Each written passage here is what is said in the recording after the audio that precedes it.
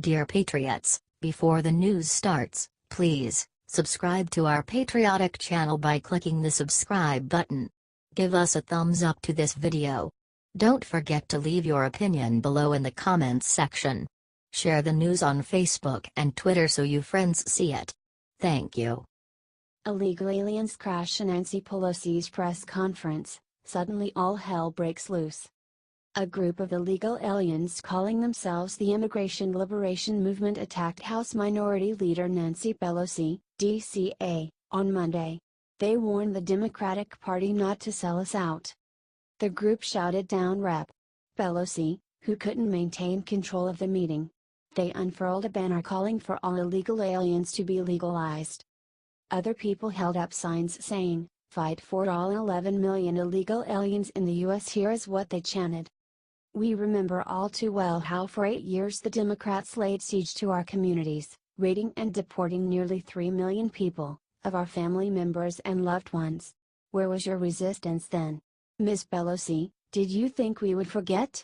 We send a clear message to our fellow undocumented youth and community: we are the resistance to Trump, not the Democrats. The activists chanted brow power. In a show of intersectionality solidarity among left-wing groups. You met with Trump, and you call that resistance? They shouted. This is amazing. The left's policies are starting to backfire on them. Share this everywhere if you are tired of the Nancy Pelosi and the left lying. Get this out there and ruin them for their failed policies. They dug themselves into the grave of illegal immigration and now it is starting to get back at them. Thanks for reading.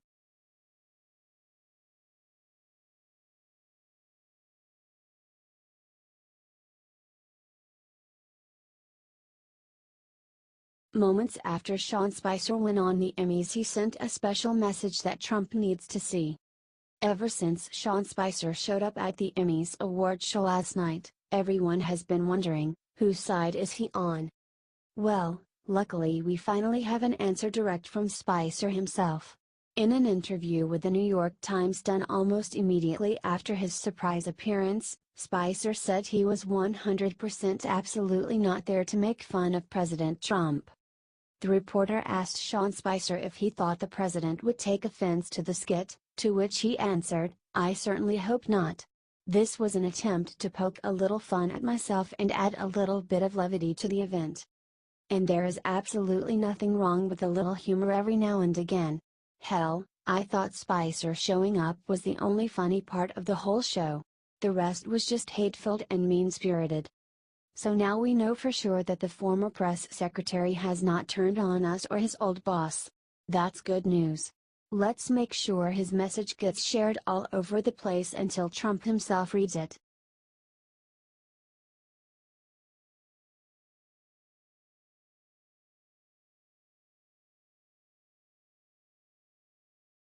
After bashing Trump the entire time, the entire Emmys just got terrible news. Hollywood hasn't gotten the message apparently. It was another night of Trump bashing at the Emmy Awards on Sunday. This was the most political Emmys in recent memory. Here is Stephen Colbert's full attack on Trump. Don't watch it. It's disgusting. See the crazy thing that happened below to the Emmys. More Americans watched Sunday Night Football than the Emmys. Big surprise. According to The Hollywood Reporter, nobody watched the Emmys though. Adjustments could put the total audience ahead of the previous year's low, but the 8.2 overnight rating among metered market households is down another 2% from the previous year. That means that the final tally for the 2017 Emmys, hosted by Stephen Colbert on CBS, is on track to slip below the 11.3 million viewers, and a mere 2.8 rating among adults 18 to 49, that tuned in during 2016. These people are totally obsessed with him. Share this if you will never watch the Emmys again. It's damn disgusting that all they can do is make it out about Trump. We need to send them a message. Get this everywhere. Lol. Nobody watches the frickin' Emmys anymore.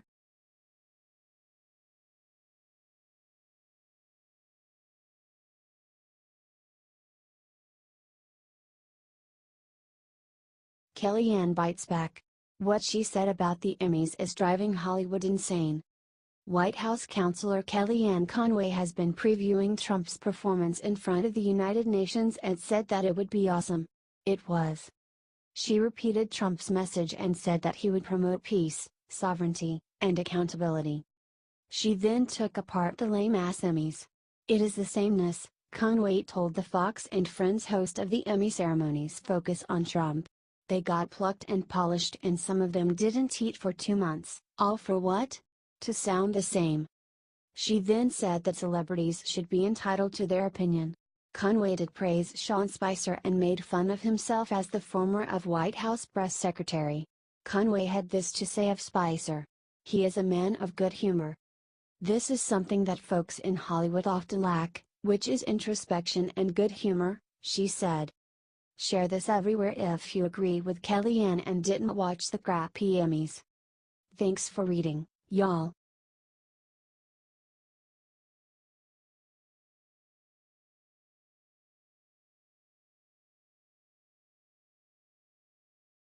Clinton's private emails released, see how she tried colluding with Putin inside. New emails from Hillary Clinton's time as Secretary of State have just been released, and one of them might shatter the Russian collusion story once and for all.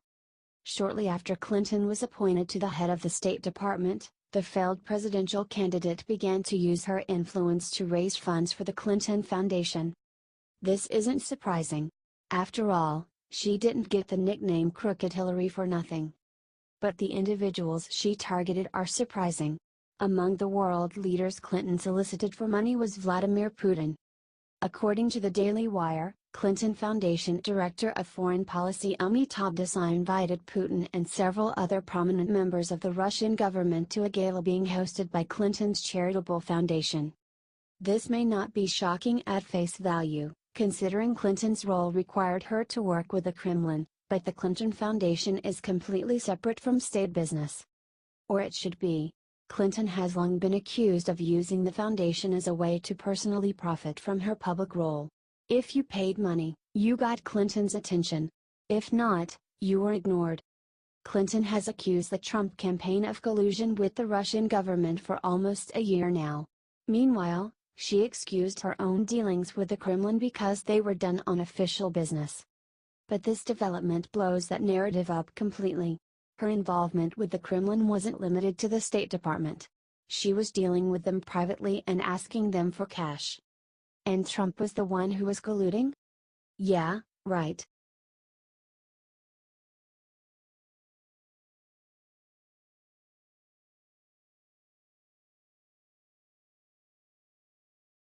Maxine Waters just attacked Melania Trump, suddenly everyone saw what's wrong with her.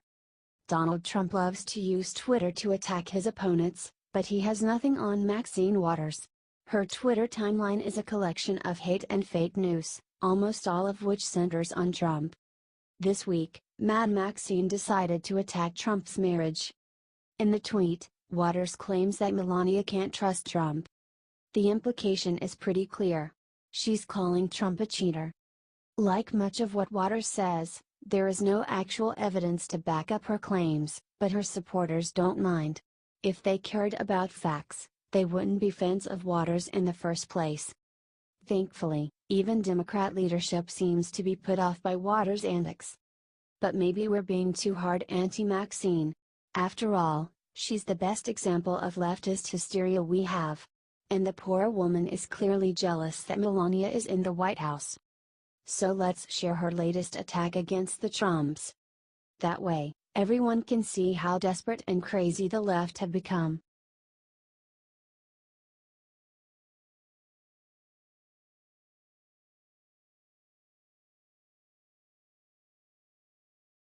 Right before UN speech, Trump dropped a little surprise right on Kim's doorstep. One day before President Trump visited the UN to pressure the international body to put more sanctions on North Korea and call for other reforms, the US, Japan, and South Korea conducted a huge show of force on the Korean peninsula. 14 bombers and fighters were sent over the Korean peninsula on Sunday in response to increasing belligerence from North Korea. The Pentagon sent 2 Air Force B-1B bombers and 4 Marine Corps F-35B fighters in a coordinated flight with 4 South Korean F-15K fights and 4 F-2 Japanese fighters, according to the Washington Post. The planes used live bombs in a training ground in South Korea, only dozens of miles from the border with North Korea. Some of the planes also flew in formation over the closest major island to the Korean peninsula, near Kyushu, Japan.